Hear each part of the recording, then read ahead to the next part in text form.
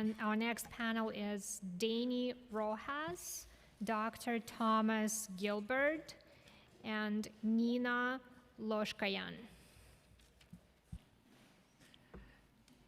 Esteemed council members, distinguished colleagues, and concerned citizens, my name is Danny Rojas, and I sit before you as a father of a New York City public school student, as a member of the District 30 Community Education Council, and as the executive leader of All Star Code, a national computer science education nonprofit with a mission to create economic opportunity by preparing a new generation of boys and young men of color with an entrepreneurial mindset, skills, and tools to succeed in a technological world.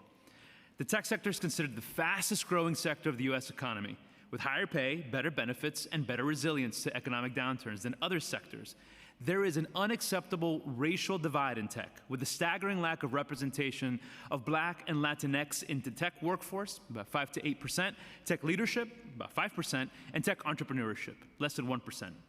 All Star Code provides computer science education, leadership, career development for our students from high school to the tech workforce. This past summer, we had the privilege of teaching artificial intelligence to a group of 300 high school students in our flagship summer intensive program, introducing generative AI models, what AI can and cannot do, and how AI should be used for good, including responsible use to enhance learning in their daily lives. Through this experience, we witnessed firsthand the transformative potential of AI and emerging technologies in the hands of our youth. These tools are not just about machines, they're about amplifying dreams, aspirations, and the inherent potential within every student. Integrating AI, emerging tech, and computer instruction in public schools equips our students with the essential skills and knowledge for the digital age.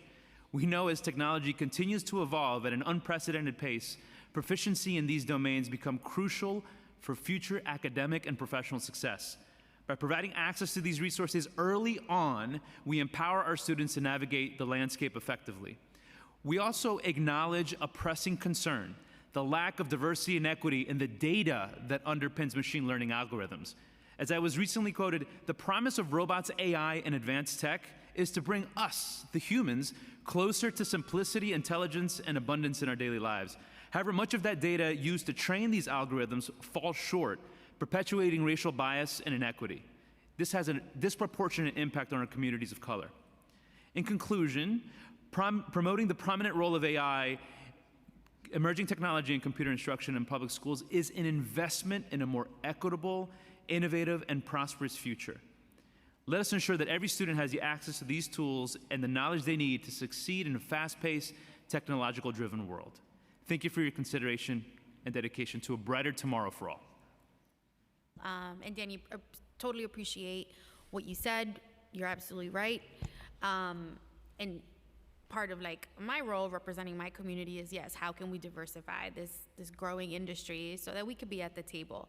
But also is the realities of like breaches that I think are also very dangerous and exposing communities of color, maybe even immigrant communities. So I imagine like my parents, like if I was a school-age child now and utilizing some of these systems, how could I explain the importance of security and safety when honestly the DOE is not doing a tremendous job, right? And they mentioned it, there's a lot of trust to build, but how can we do what you're saying, which is like ensuring safety, and then also do what you're working on, which is like we want to expose more people to this.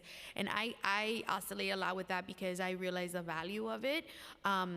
But we are so behind, like Borough President Levine said. And so where can those things live? Where can they be, you know, how can we better utilize what we know about the harms of biased algorithms and security with saying like, hey, even though these things are happening, like we still really need to invest and ensure that our children are participating. Great question. Thank you so much for it. As I think about exposure, it really is approaching it from as a responsible parent and frankly, getting as much information to our students to demystify what AI really is, or what these emerging technologies are, or frankly, what these harmful technologies to our communities are.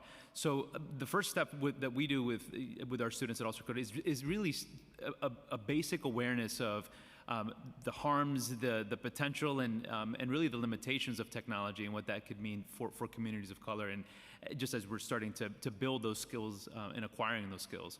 The concern I mentioned around the lack of equity and diversity in data sets is real, and I think about a wide implementation rollout across the DOE that does not consider language learning models that have representative data. That's a real risk.